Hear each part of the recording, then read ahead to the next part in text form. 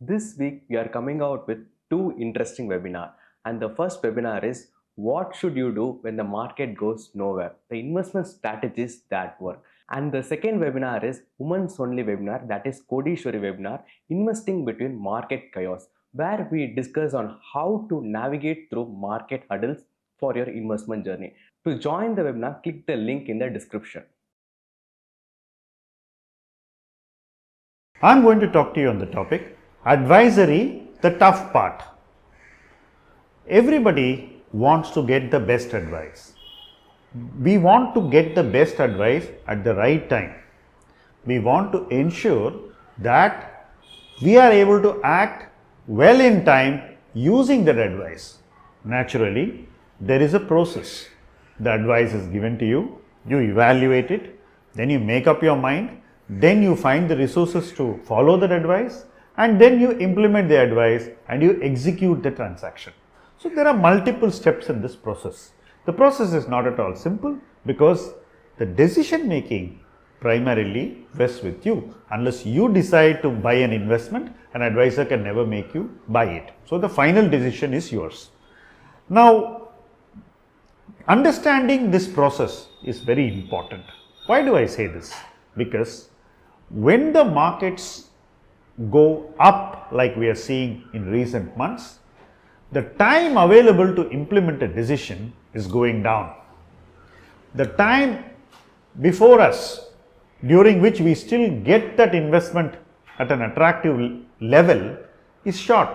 So, if you are going to take a lot of time to take the advice in, assimilate it, evaluate it, make up your mind, provide the resources and then execute the advice, then what happens is that the opportunity can get lost in decision making. I see a lot of this happening right now because people are trying to second guess the markets, second guess social media, second guess television and second guess the advisor. Now this business of second guessing will probably work if you are buying what is fully discovered. Let's say you're going and buying ITC, or you're going and buying a HDFC, or you're going and buying an ICICI, or you're going and buying an Asian Paints, or you want to buy tech companies. These are well discovered ideas. Decision making is simple, and when you go out and seek validation, all these places where you go out and look for validation will offer you enough support to your decision. Flip it around. I'm going to give you a different scenario. Let's say you're going to buy something which no one is willing to look at.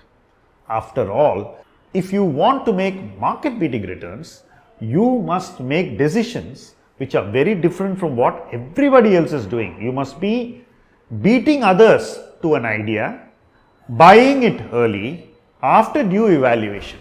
So that is what is going to bring you bigger success. Now, as an advisor, what would we want to do? We would want you to get there. We would want to ensure that you participate, that you make your evaluation, decision and execution in time so that you are not late to that party.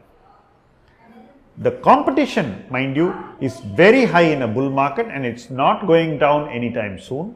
The themes are all getting identified, spotted, evaluated and participated into by your peers at a faster rate. So it's very important that you are not beaten at that game, and that in my view is the largest advisory problem at the moment, and this problem can be solved only by the investors' recognition of what it takes to succeed in a competitive market scenario. But people are still not able to make up their minds for two reasons. What are they? When the market goes up, you want your portfolio to run faster, and when the market goes down, you want your portfolio to fall lesser, right? You want both. But ideally, you can't have both. You can have only one. If you want to take high risks where your portfolio is always running ahead of the market, when the market falls, it will fall also more than the market. That is inevitable. So, you have to accept that you will take more risk, moderated risk or less risk. That is something that is going to be driven by your personal risk profile. It is not something that can be driven by what your friends are doing. It's not driven by what your advisor does personally. It is not driven by what you think is high return.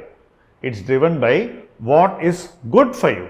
So that is something which again investors need to recognize now more than ever before, because opportunities are going down. The number of teams available to invest are fewer. The valuations are fluctuating quite a bit. They come in your favor and stay in your favor for very short bursts of time.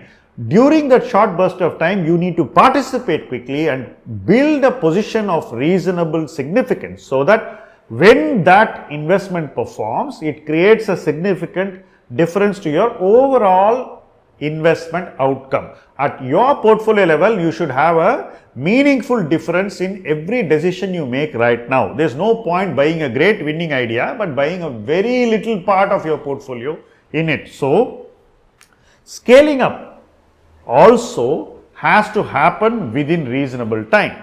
Most people think that scaling up will happen naturally. Most people spend more time in only identification of the opportunity, understanding the investment opportunity, and accepting the advice. So, lot of time tends to get lost in this, right? If an investor wants to succeed in the current market context, he needs to cut short this cycle time so that he gives himself more cycle time in execution, because you're not going to put all your money in one day. You're going to invest it over a period of time. That period of time should be available before you. If you take so much time to decide whether to participate in an idea, by the time you decide, the idea would have moved 10%. Then the meaning of participating in the idea may sometimes become lost. An investor must ensure that he doesn't lose his focus on why he is seeking new ideas, what he wants from them, how his investment behavior can ensure that he participates adequately, and what it takes to build an adequate position size in each idea which is high conviction.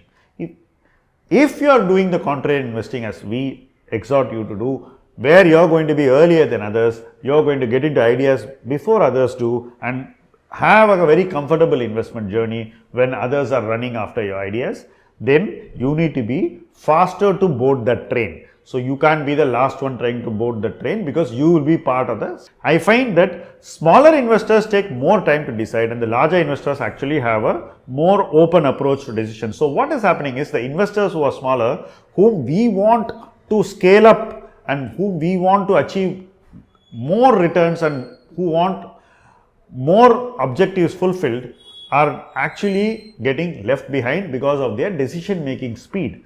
I advise that you recognize what it takes to arrive at your decision, engage more with your advisors, if necessary, get more evidence that will support your decision, but make your decisions within reasonable time.